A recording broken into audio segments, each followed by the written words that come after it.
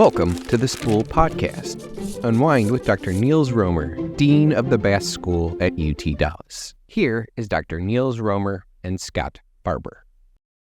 Pandemic. How has it changed society? Pandemic, I think it's a big one. I think I think there are so many things wrapped up in the pandemic. I mean, obviously, on a very profound level, we lost so many dear ones, right? And so there are so many families that lost their grandparents or their husbands or wives, and so on. So I think we have that.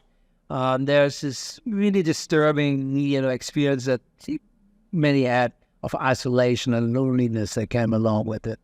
It made a lot of people appreciate the arts again in a different way, which is also part of an experience. But I think I don't think we have yet fully understood how much, in particular, again, thinking about students, how much that student generation that spent a year and a half online is forever shaped by that, or that 6-year-old who, instead of having so much fun at school with his or her friends, had this most of awkward experiences. Because remember, during the pandemic, it's not only that we were not prepared for the pandemic, but we were also not prepared for how to deal with it, meaning for the online teaching. Yes, we were all heroic, and the teachers did an incredible job, and my professors did an incredible job, but we were just trying our very best. And so in the end of the day, I think for many kids at the time, this would have been a very, very challenging experience. And I think we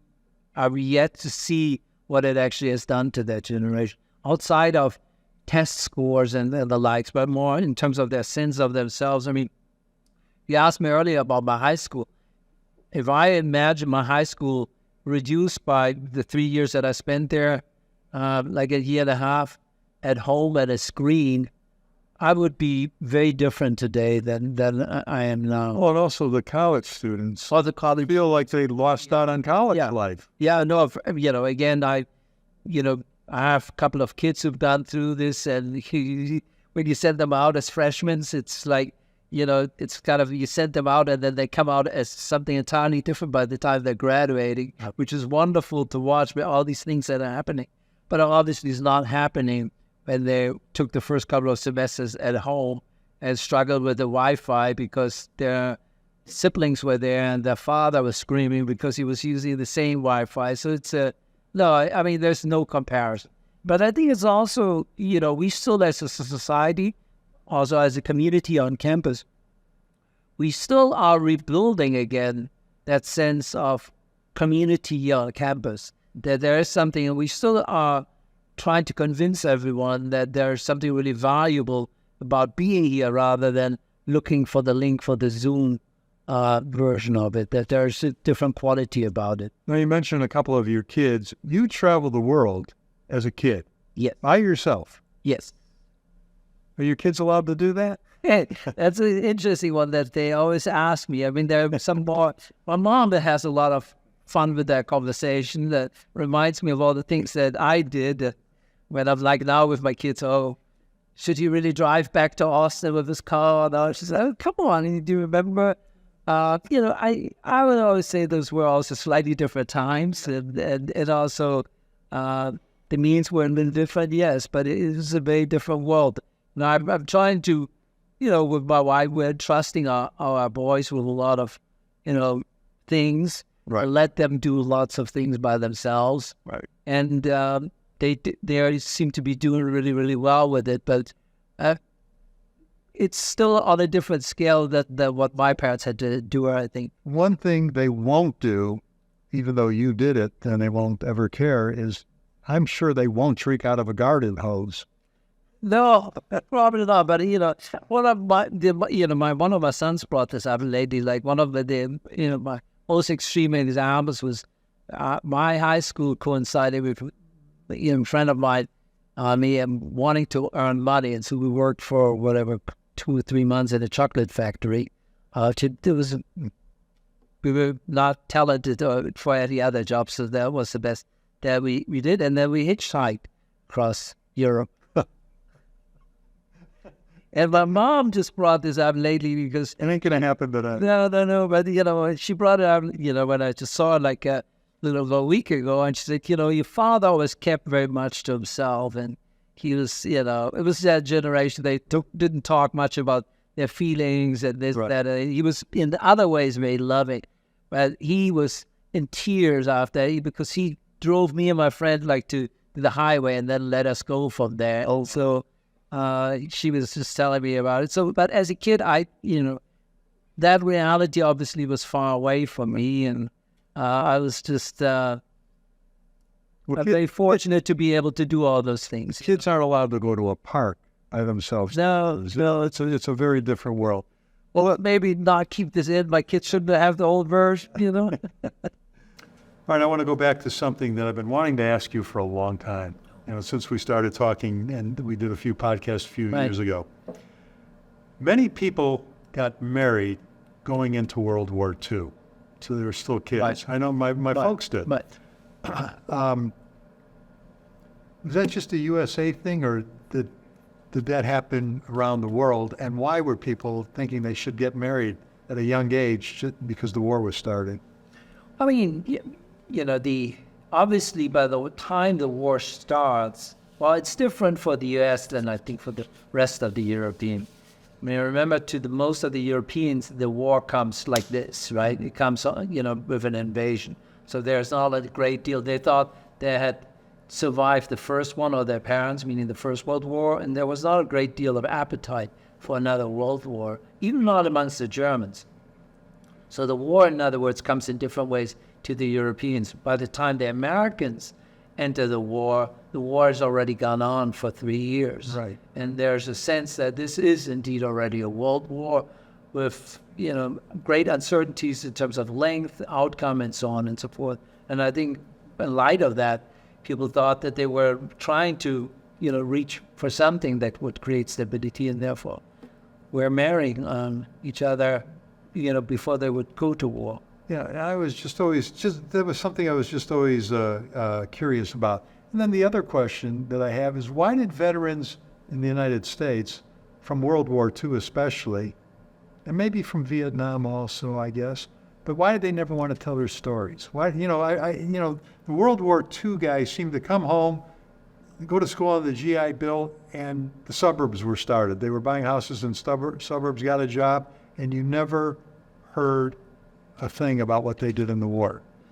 Well, I think, the Second World War, if you just go by its memorials and monuments, if you look at the gigantic memorial in Washington on the Mall about the Second World War, the Second World War is really, from the American perspective, a war of heroic effort and great victory. Mm-hmm. There's nothing wrong about the war, about any of that sides and aspects. So it's something that, from that perspective, being very proud of what they've accomplished. Great many of them, though, if you respectively remember what their experience was, let's think about the ones that were engaged in the European theater. A good number of them, in particular of Texas-based soldiers, really young, 18, 19, they ended up not just fighting just a war, they fought a racial regime that had engaged in mass murder. By the time they hit Germany, they're liberating camps. And what they're seeing there is so traumatizing for them that they cannot make heads or tails out of it the better parts of their lives. So you have to remember that this is not just simply a war like others, but a very specific war that makes them kind of come close to things and see things that they're really not prepared for, and that really shatter them in certain ways, and which makes it far more difficult for them simply to go back and kind of have, fond memories of the great victories of sorts. I spoke to a World War II veteran a few years ago, and he said to me, I asked him, what was his takeaway? He was a liberator of Buchenwald. Well, there you go. And so many of them, stumbled on these camps. Yeah. They weren't intended to go there. They stumbled on them. And he said to me, after being there, he goes, my takeaway is I never understood the gullibility of the German people to allow Hitler to do what he did. And I found that pretty fascinating of a thought, that came from him on that. But it's really, if you ever listen to there are testimonies from some of these liberators, and then when you realize how young they were, these are troops that had been part in either having fought their way out of southern Italy, up north, or they'd been in the Normandy landing. So these are pretty tough troops. These are not unexperienced kids that are just dropped. So they had already experienced quite a bit of really military combat. But they still were kids. But they were still kids, and still what they then ended up seeing was still far beyond what they that they possibly could have ever been ready for. Protesting. It seemed to have started again in the United States, and it goes back a long way. We always talk about the women getting the right to vote, but the protesting started in the 1800s, and they got the right in the 20s, and then I guess finally in the 50s, all women got the right to vote. Does protesting help?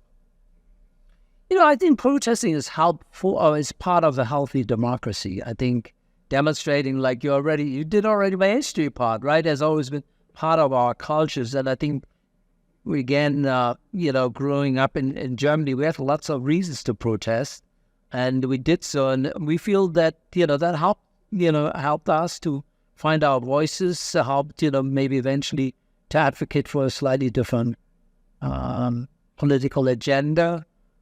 If we do years, I grew up in the 80s. This was still the height of the Cold War.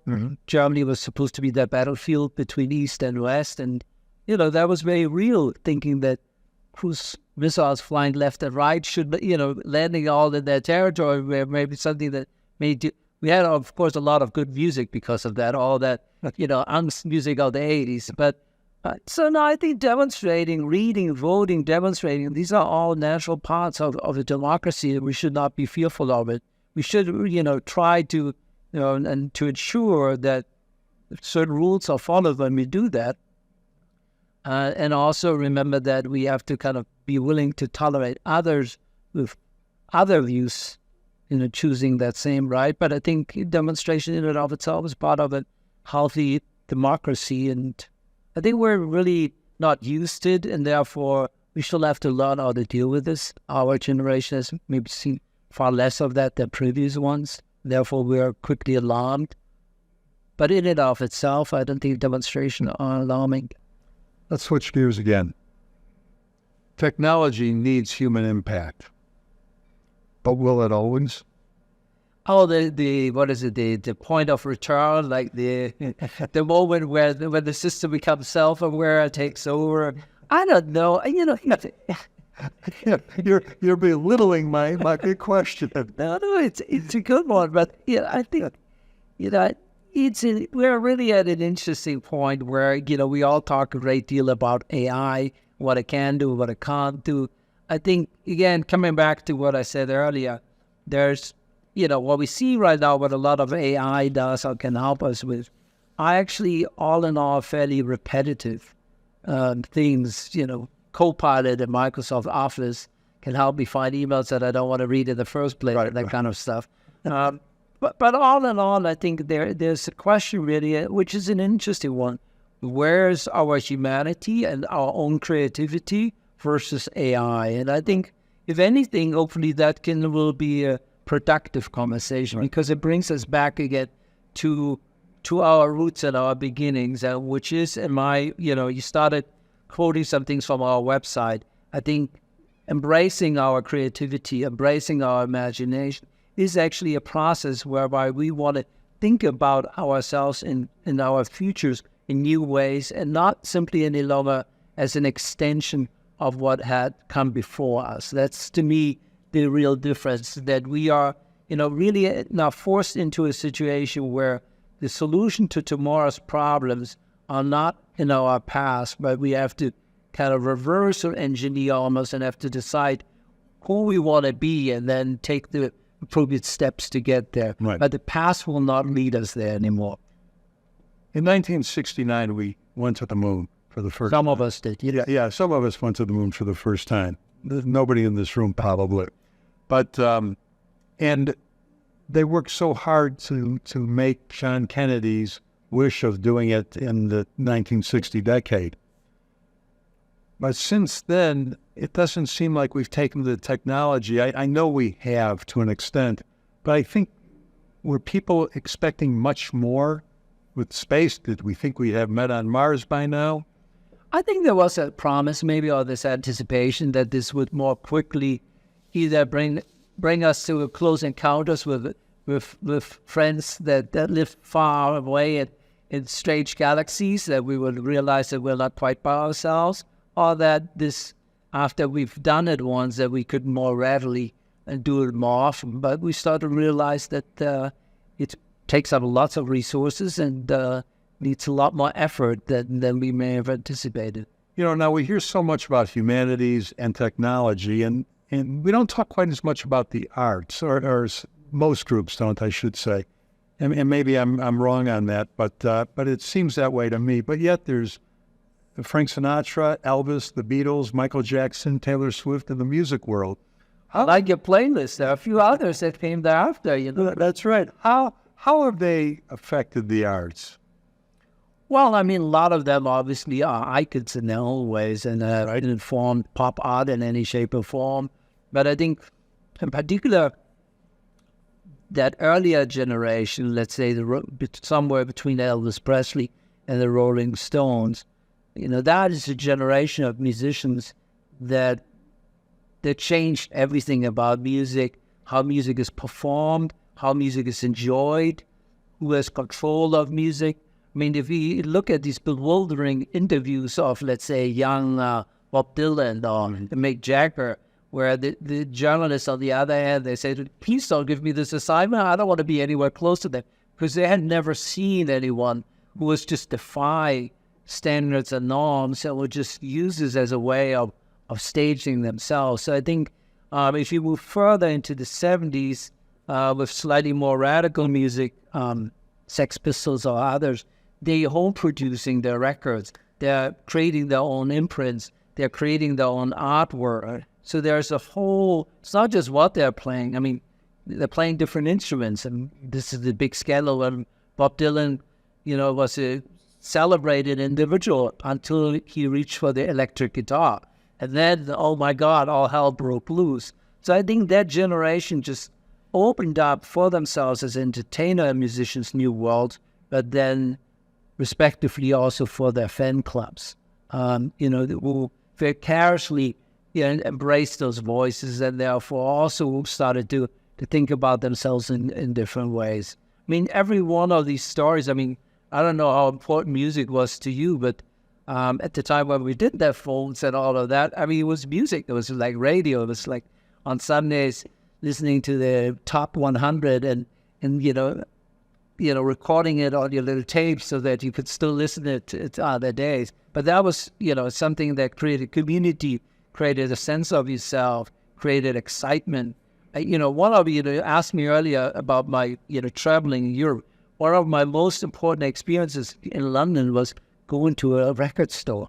Yeah. Had just a big, Master's Voice record store. And guess what? They had records in other colors that, hadn't been quite available yet in Germany, or like pictures printed on. And so that, I think, the whole